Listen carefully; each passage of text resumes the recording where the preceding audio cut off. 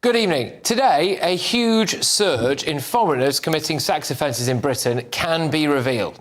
The number of foreigners convicted for sex crimes increased by 62% in 4 years. Foreigners were responsible for 14% of all sex offence convictions last year.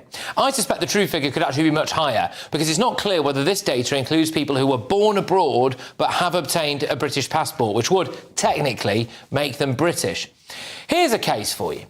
An illegal small boat migrant raped a 15-year-old schoolgirl after claiming asylum in Britain. Sadek Nikzad from Afghanistan lived as a tourist in Italy, Germany and France before claiming asylum in Britain. He posted pictures of himself, actually. He was outside Rome's Colosseum, France's Eiffel Tower. He raped the girl just yards from his migrant hostel in Scotland. And then today, this story broke.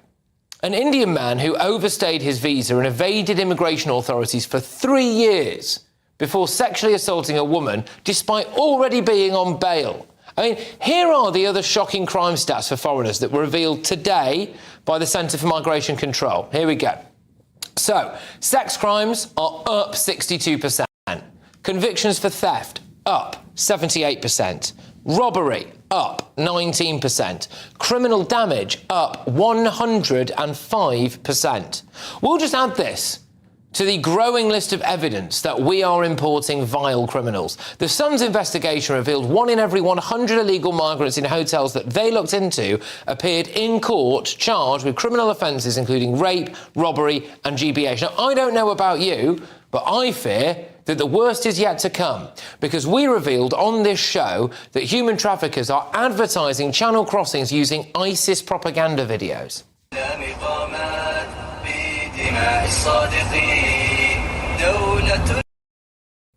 And today, this is in the news, following a previous report by us again here at GB News. A man from Yemen has made it to Britain. He is accused of being a Houthi terrorist. He's posed with weapons, and get this as well. The latest images show him in the RAF Wethersfield base. Honestly, we've moved him into RAF Wethersfield. It's unbelievable, this. Now, people on the left need to face the facts. Stuff like this is happening now every single day. Let's get the thoughts of my panel. We've got journalist and broadcaster Linda Jubilee. We've also got political commentator Russell Quirk and journalist and broadcaster Benjamin Butterworth. Thank you very, very much. Again, Russell, I'll start with you again. So let's deal with these figures and facts first. Migrant sex offences are up 62%. I mean, it's astonishing. It is, but and obviously it's only recently that we've actually been able to see figures. If you remember, only, a year ago or so, lots of us, including Rupert Lowe, were lobbying government to actually let us see the figures that showed the proportionality, the representation of foreign migrants that come to this country and commit crime. And of course, if you remember back, the government resisted that for quite some period of time. Now we know why, don't we? Because this whole all immigrants are welcome. Immigrants are good in terms of the economy, our social fabric, culture and so on. That argument now, when you look at the facts, the data, the statistics, when it comes to the propensity of people from certain countries to commit crime, particularly sexual crime, because some of those men from those countries do not see women as equals. They see them as people that they can have at their whim, so to speak. I'll tread carefully here.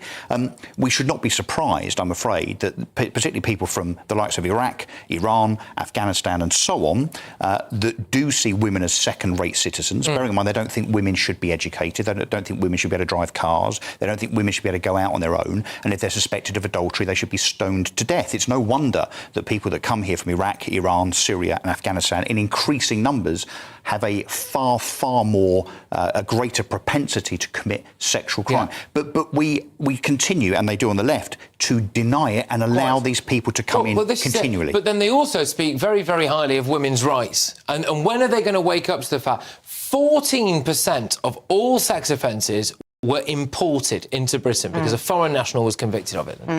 I mean, I think we just got to follow on from what Russell is saying there.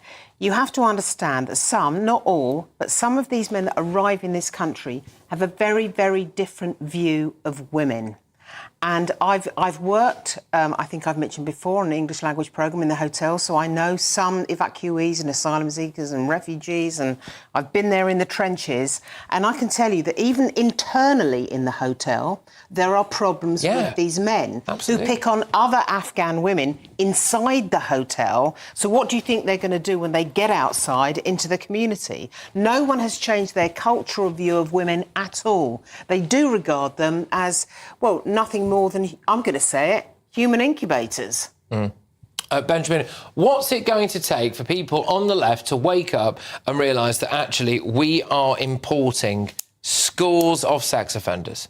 But I think that's a pretty unpleasant way to look at it, because... More unpleasant than the sex offences? Because, well, hang on, the question is, you can take the fact, the unacceptable fact that there were... So in these figures, there were 43 Afghans who committed sex offences. There are about 85,000 Afghans in this country. And so why should those other 85,000 people face a consequence? So 14% of all sex offences over the period that study looked at there were committed by foreign nationals. So obviously the Afghans are supposed to... There are millions and millions of foreign but hang on, there are facts and data that shows a disproportionality 14% of all sex offences of people from certain countries to commit sexual offences. But my question is, what do you do with that information? Stop the people coming in the first place. But I don't think that is right. I think people... Well, you think it's okay to import in sex Afghanistan, offenders? the country that you're talking about, people that put their lives on the line with our troops and with allied forces should not be blocked just because someone else is a sex offender. OK, so let's be very clear about the Afghans we brought in, and we didn't do a 100% successful job, but there were the interpreters and there were the triples who helped our soldiers in Afghanistan. They were evacuated. That means they had passports and indefinite... But the argument goes here... Benjamin, can I just change the context of the conversation? Guys, can I just change the context of the conversation? Do you have a mother, a sister or a best friend that's a female? No. Right, you don't at all. So maybe you don't have, as much regard as I do as a father of three daughters for the safety of women in society. All I'm going to suggest to you, Benjamin, if you did have a mother or a sister or a friend that was a female that had been raped by someone that had come here on a boat from Afghanistan, Syria or Iran or Iraq, etc., given their higher propensity to commit sexual offences, you would have a very, very different point of view. I think you're better. I think you're better than making that personal. We're talking about facts. We're talking about facts. The people you're talking about, Benjamin, they are the people that assisted the military are evacuees. The problem is that in recent years we've got the people who came over on the boats. They are largely undocumented. We do not know where they have come from, and we do not know what they did, coupled with the fact that they have a very different cultural outlook. The slight concern I've got with this is that actually those figures that we've just rattled off there about the sex offences side of it is not just illegal immigrants, so it's foreign nationals. So it's people that potentially have come here on a visa as well. So these are legal immigrants as well. And does this not concern you maybe that we are importing this level of not just sex offences, to be fair, but I mean we saw there criminal damage up 105% amongst that cohort of people. Robberies was up as well, I think it was, as well as violent offences were all up. But you've only got to look at Sarah Sharif, the little girl that was killed by her family. But isn't the whole problem, though, Benjamin, that the people on your side of the argument think that liberalism is more important than the dignity and the sexual depravity that is played upon with regard to women in this country? Let's give Benjamin a bit of time here. First of all, there are more than enough white British men who commit sex crimes and have appalling attitudes to women and get away with it all too often. We've had endless stories in recent years of the Me Too movement. So the idea to other these people as though they have some unique moral failing that we don't, I think is wrong. But do you think the second point is that it's legitimate to say this is a concern, quite obviously. But the question is, what do you do with that concern? Because if you're saying that we shouldn't let anybody in from those countries because of 43 people out of 85,000, I think that is the wrong way for us to behave as a country. I start by being honest about it. You see, this is the thing that for too long, you made a point at the start there, Russell, about how difficult it was to get this data. I mean, we submitted FOI request after FOI request, and we were told, by the way, it's under the Tories, we were told that it would take too much manpower to get this information. And they don't record it. And now what's happening is that the information is starting to come out because so many people were hammering it, and it's emerging why they didn't want to tell us, isn't it? Yep. That's exactly what's happening.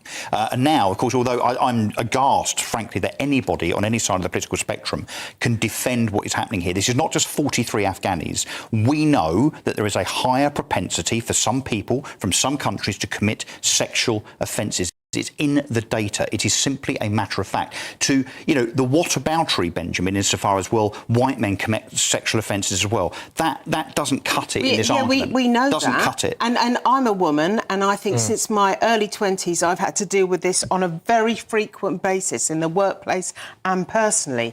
We're not saying there's not a problem there, but we are saying, I think there's a cultural difference here with how some of these men regard women. No, but you can't ignore that. But we're importing. But the very nature of the fact that we're importing more people that commit offences means there's more offences. Can we just think about the women themselves, the girls, the 14 and 15-year-olds that are raped? I know them. Right? This is not just statistics. This is not just data. This is human lives. Yeah. But if there is a higher propensity from someone from Afghanistan to commit rape, we need to acknowledge it, and that then strengthens the argument to stop them coming in the first place. One of the other topics here was this Yemeni individual who is like a card-carrying Houthi terrorist by the looks of things, pictured like relentlessly carrying guns and weapons. The reason why that was brought to the attention of authorities was because he had a prominent social media profile, as so many of them do on TikTok, and he was putting videos up, and then he put videos up of himself in RAF Wethersfield, which is one of these bases, and that meant that some people then looked back at his other content, and they realised that he was a Houthi terrorist.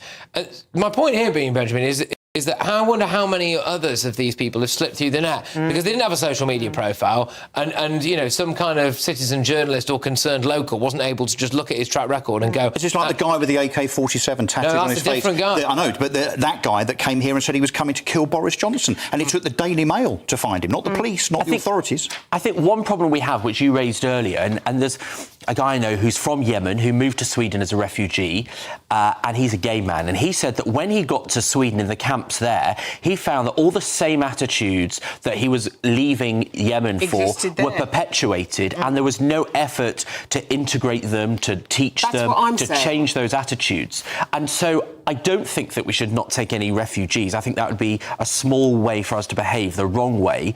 But what I do think is a massive failing is that we make no effort to change these people, to integrate them, to let them learn, which clearly is possible. But some of them you've got to bounce back. No, but where we start is the fact that we've got to stop believing that everybody that comes over on a boat in particular, 50,000 people a year now, mainly men, hardly ever a woman or a child, that they claim asylum. Do we really believe that they are genuinely fleeing from persecution? Of course they're not. They're here with their hand out. They are economic migrants. They're not fleeing persecution. Well, they're coming from Afghanistan. There's quite, and I was in Afghanistan a couple of weeks ago. There's quite a real chance that they've fled the situation in the last couple of years. One of the things I will say is people talk to us a huge amount, don't they, about like, oh my gosh, the worst thing that could possibly happen in Britain is that we see the rise of the far right. We've got this massive far right presence, and then you see cases like the bloke who was actually also from Afghanistan, who acted and lived as a tourist in 3 separate European countries, posing next to the Colosseum, comes to Britain, claims asylum. We bump him into a migrant hotel in Scotland, and within days, he rapes a 15-year-old girl within yards of the migrant hotel that that is radicalising stuff. That is radicalising stuff, isn't it? But if we've forgotten, this is why the migrant hotel protest started, because of Epping, because someone had been in this country for less than a week and was charged with not 1, not 2, but 3 sexual offences. We've seen the same in Barbican. There are only, I think it's 40 migrants in that hotel in the Barbican. Between them, they've been charged with 91 offences. I mean, come on. Can we be real about this? They're obviously alleged and they'll go to court, but we know all that, so yeah. The problem is with young men between 25, say, and 35. That's the problem. And there's a reason no women don't get on the boats. I mean, the people that should be coming out of Afghanistan are women. That's who we should be helping. And if these people are fleeing persecution, why are they leaving their women and children behind? All right, well, look, final word to you on this, Benjamin, because it is an everyday thing. I know I bang on about it a lot, but it is because I think it's the most important issue facing Britain at the minute. But every day we're getting more and more of these stats. And, do you think that people on the left might start to turn around and think, well, actually, you know, maybe this is bad. Maybe refugees aren't all welcome here. But I think, you know, it should be easier to get rid of people that behave in this way because they get all sorts of appeals. That is fair. But the idea that we shouldn't take people from places like Sudan or Yemen or Afghanistan, which have had appalling situations, I think would be wrong. For example, we've taken 200 gay people from Afghanistan, people that would have quite obviously been murdered when the Taliban took back control. That is an attitude we should be proud of. OK. I did chuckle, actually, a bit at a BBC article today where they did it about how everyone in these migrant hotels is now living in fear and all that stuff. Well, not enough fear to stop people coming across the channel, of course, but also the other thing is they spoke to a woman from Tanzania about how she was fleeing, but Tanzania is not at war and is considered a very popular tourist I think destination. people go on holiday to Tanzania, don't they? Yeah, they do. Yeah, no, it's... Yeah, but I'd go on holiday to Afghanistan and Syria. Yeah. But it's a luxury holiday destination. But obviously we'll give her asylum, won't we? Because why not?